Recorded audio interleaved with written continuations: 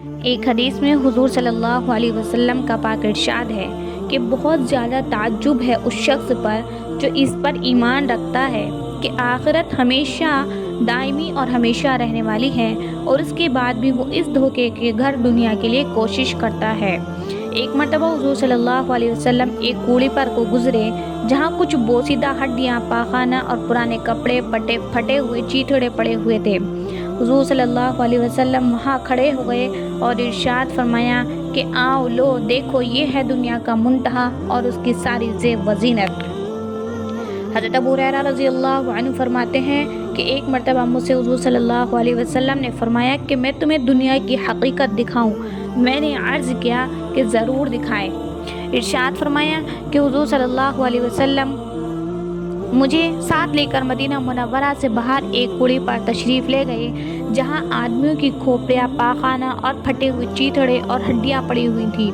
حضور صلی اللہ علیہ وسلم نے ارشاد فرمایا، ابو ہریرہ، یہ آدمیوں کی کھوپڑیاں پڑی ہیں، یہ دماغ اسی طرح دنیا کی حرس کرتے تھے جس طرح تم سب زندہ آج کل کر رہے ہو، یہ بھی اسی طرح امیدیں باندھا کرتے تھے جس طرح تم لوگ امیدیں لگائے ہوئے ہو۔ آج یہ بغیر کھال کے پڑی ہوئی ہیں اور چند روز اور گزر جانے کے بعد مٹی ہو جائیں گی۔ یہ پاخانہ وہ رنگ برنگ کے کھانے ہیں جن کو بڑی محنت سے کمایا، حاصل کیا، پھر ان کو تیار کیا اور کھایا، اور اب یہ اس حال میں پڑے ہیں کہ لوگ اس سے نفرت کر کے بھاگتے ہیں۔ وہ لذیذ کھانا جس کی خوشبوئیں دور سے لوگوں کو اپنی طرف متوجہ کرتی تھی، آج اس کا منتہا یہ ہے کہ اس کی بدبو دور سے لوگوں کو اپنے سے منتفر کرتی ہے۔ یہ چیتھڑے وہ زینت کا لباس تھا جس کو یہ پہن کر آدمی اکڑتا تھا، آج یہ اس حال میں ہے کہ ہوائیں اس کو ادھر سے ادھر پھینکتی ہیں، اور یہ ہڈیاں ان جانوروں کی ہڈیاں ہیں جن پر لوگ سواریاں کیا کرتے تھے، گھوڑوں پر بیٹھ کر مٹکتے تھے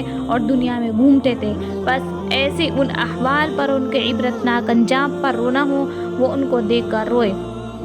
حضرت ابو ہریرہ رضی اللہ عنہ فرماتے ہیں کہ ہم سب بہت روئے۔ ایک اور حدیث میں حضور صلی اللہ علیہ وسلم کا ارشاد ہے کہ دنیا ظاہر کے اعتبار سے میٹھی ہے اور سرسبز ہے، اور حق تعالی شانہ نے تم کو اس میں اپنے اسلاف کا جانشین اس لیے بنایا تاکہ وہ یہ دیکھے کہ تم اس میں کیا عمل کرتے ہو۔ بنی اسرائیل پر جب دنیا کی فتوحات ہونے لگی تو اس کی زیب و زینت اور عورتوں اور زیوروں کے چکر میں پڑ گئے۔ حضرت عیسیٰ علیہ السلام کا ارشاد ہے کہ دنیا کو اپنا سردار نہ بناؤ، وہ تمہیں اپنا غلام بنا لے گی۔ اپنا خزانہ ایسی پاک ذات کے پاس محفوظ کر دو جہاں ضائع ہونے کا اندیشہ نہیں ہے۔ حضرت عیسیٰ علیہ السلام کا ارشاد ہے کہ دنیا کی خباثت کے آثار میں سے یہ بھی بات ہے کہ اس میں اللہ تعالیٰ کی نافرمانی کی جاتی ہے، اور اس کی خباثت کی علامات میں سے یہ بھی ہے کہ آخرت اس کو چھوڑے بغیر نہیں ملتی۔ یہ بات اچھی طرح سمجھ لو کہ دنیا کی محبت ہر خطا کی جڑ ہے، اور تھوڑی دیر کی خواہش بہت طویل زمانے کے رنج و عذاب کا ذریعہ بن جاتی ہے۔ ان کا یہ بھی ارشاد ہے کہ دنیا بعضوں کی طالب ہوتی ہے اور بعضوں کی مطلوب ہوتی ہے۔ جو آخرت کے طالب ہیں ان کی تو یہ خود طالب ہوتی ہے کہ جھک کر ان کی روزی ان کو پہنچاتی ہے، اور جو اس کی طلب میں لگ جاتے ہیں آخرت ان کو خود طلب نہیں کرتی، حتیٰ کہ موت آ کر ان کی گردن دبا لیتی ہے۔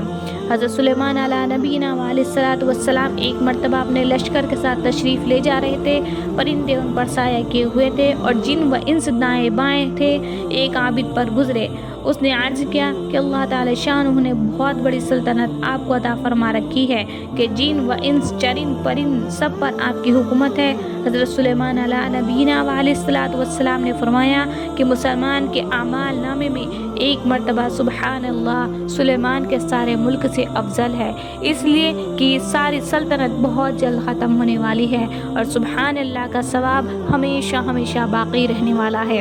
حضور صلی اللہ علیہ وسلم کا ارشاد ہے کہ جس شخص کا منتہائی مقصد دنیا ہو جائے اس کو اللہ تعالی شانہ سے کوئی واسطہ نہیں، اور اس کو حق تعالی شانہ چار چیزوں میں مبتلا فرما دیتے ہیں۔ ایک ایسا غم جو کبھی بھی ختم نہ ہو کہ ہر وقت آمدنی کے فکر بڑھانے کی فکر میں لگا رہے گا، ایک ایسا شغل جس سے کسی وقت بھی فراغت نہ ہو، ایک ایسا فقر جو کبھی بھی مستغنا نہ بنائے کہ جتنی آمدنی بڑھتی جائے اتنا ہی خرچ زیادہ ہو کر آمدنی کم ہی معلوم ہو، اور ایسی لمبی لمبی امیدیں جو کبھی بھی پوری نہ ہوں۔